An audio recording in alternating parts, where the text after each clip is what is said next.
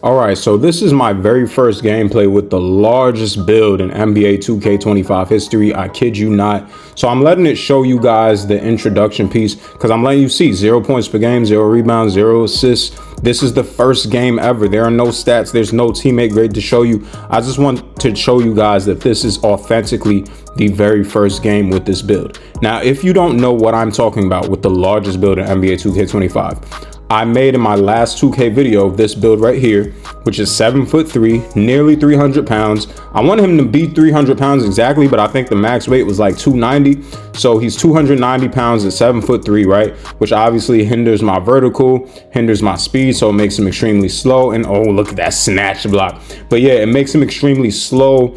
And then what else does that? What I said, it hinders my speed, hinders my vertical, makes me slow. And I don't know, I'm forgetting the last thing. But either way, I made his wingspan maxed out as well. So he has max wingspan. So obviously my shooting would obviously be lower as well.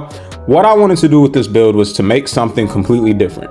I wanted to know if I make this build as big as humanly possible, how easy would it make it for me to dominate? Hold on, my bad. I got some throat. How easy would it make it for me to dominate the paint? Look at that open mid-range cash. Now, since you see that mid-range, it brings me to the next point that even though I made it as big as possible, I did not make it a build that could not shoot open jump shots. Let's see if this mid-range hit, smash. I said smash, what? Oh my gosh, splash, cash. But yeah, I wanted to see if I make the build big enough, how he would dominate the paint. But as you can see, I could still hit mid-ranges. If you did not see that build video, go ahead and check it out. I'll leave it on the end card in this video. I'll also leave it as the card in this video. But yeah, you'll see everything that I did with it. I gave him high standing dunk. I maxed out all the shooting, but he's still as big as he possibly could be.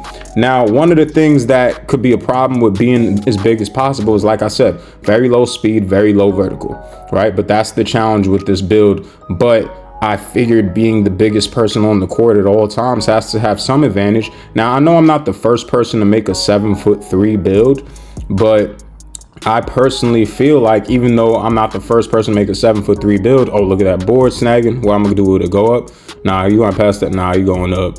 Getting the boards over everybody else though, and I'm losing the ball. Yeah, anyway, other people make 7'3" builds. Yes, that's true. A lot of people make Victor Wembanyama builds because he's like one of the most popular players right now for people to make a build on.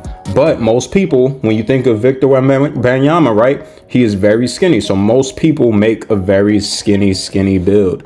This build is like a mix of Shaquille O'Neal and Victor Wembanyama. So I call him Victor O'Neal because he has the height of Victor Wembanyama, but he has the size and the strength of Shaq. He has 99 strength. It is max. Nobody's stronger than him. Now, even though you don't need to be 290 pounds and 7'3" to get a 99 strength, to be honest, like having the weight that high really yields no benefit other than your body looking different. As I turn the ball over right there, other than your body looking different with overall weight, right? But I was kind of wondering, even if like I'm 99 strength at 290, but there's a guy at like 260, 270 with 99 strength, I was kind of wondering if my weight would make any difference as well. I don't have like crazy maxed out post control. I'm still waiting to get like my post powerhouse and post up poet on gold, and it maxes out at gold. I couldn't get everything that I wanted, like in terms of Hall of Fame and legend badges in the post, because I wanted to have the jump shot, because I just did not want to be that sort of liability. And I still wanted to be able to shoot, like I said, like Victor, but still bang down low in the paint like Shaq. Now this build also gets rise up only on silver, I want to say. I think silver. I gotta go look at the build video as I cash that 3. So right here you see I'm 100% from 3 right now with 10 boards, 19 points for our team. So we doing pretty good. Look like we about to pick up the W. But yeah, honestly, I forgot what I was talking about, man. I'm kind of just rambling, just talking through the gameplay. 4 of 5 though, 9 points, 10 boards, 3 assists. And originally I was gonna come out and talk about the gameplay, but honestly, when I'm making 2K videos, it's just easier for me to talk about my natural thought process than to just talk about the gameplay in front of me. This build also has like a super high interior defense, as you see the stop right there, because of the strength, I believe. I think strength when you put your strength high up, that it automatically puts your interior defense super high up. And you see the opponent right there giving up on the game, just throwing full court shots. 9 points, 12 boards, 4 of 6 from the field now. 100% from 3, which is just 1 for 1. But yeah, very first game. Now, I don't think the first game counts for much, because I think when you have a brand new build, get the board and finish it. That's got to be done.